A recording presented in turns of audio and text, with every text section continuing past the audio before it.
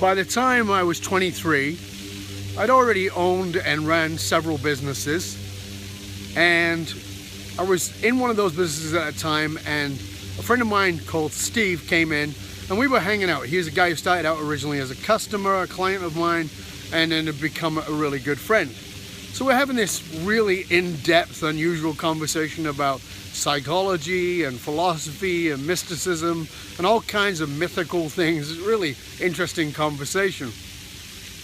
And suddenly in the conversation, Steve stops and says, I want you to come in and I want you to speak to my executives.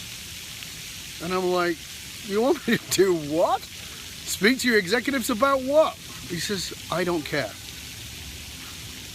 Steve, I'm not a speaker. He goes, I know, but I want you to speak to them. I said, I really don't know what I would speak about. He says, it doesn't matter, speak about whatever you want. I said, for how long? He goes, I'll give you an hour. I was like, an hour? Are you mad?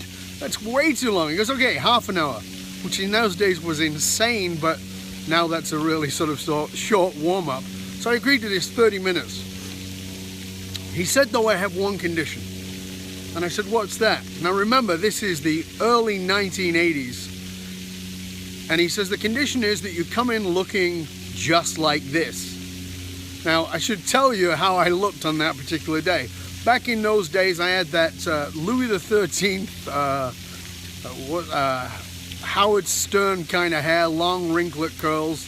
I had the designer stubble that was very popular in the 1980s. And I'd been a bodybuilder for a little while, and so being in my early 20s and a bodybuilder, yeah, I wore clothes that were way too tight to show off my muscles. And now jeans that are ripped are back in fashion. Well, that's what I wore in those days.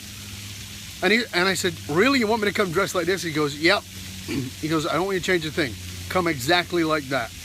Now, what I should tell you is that Steve owned a national menswear company in Australia. And I said, okay, I'm really unsure about this, but okay. He says, when you get there, if we have started, just stand in the doorway, make sure people can see you, but don't say anything.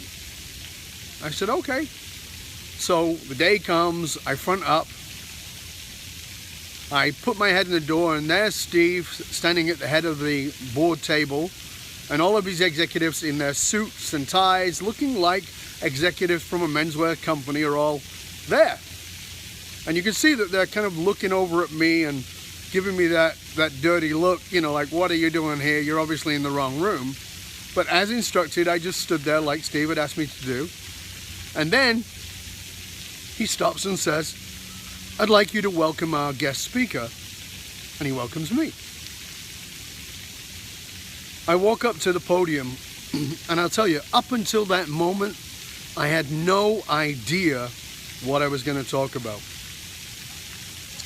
I get to the front of the podium, and I say to the front of the table, and I say to these guys, now remember, this is the early 80s, and the issues around how the Australian Aboriginal people are being treated is a big issue. So I say, how many of you are racist? Well, you can imagine nobody puts their hand up.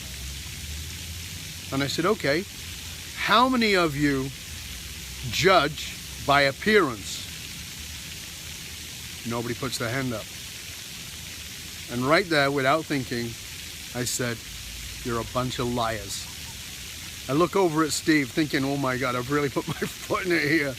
And Steve looks like looks like somebody who just slashed his mouth open with he's got a big old grin. And I said, you're a bunch of liars. I said, let me ask you this question.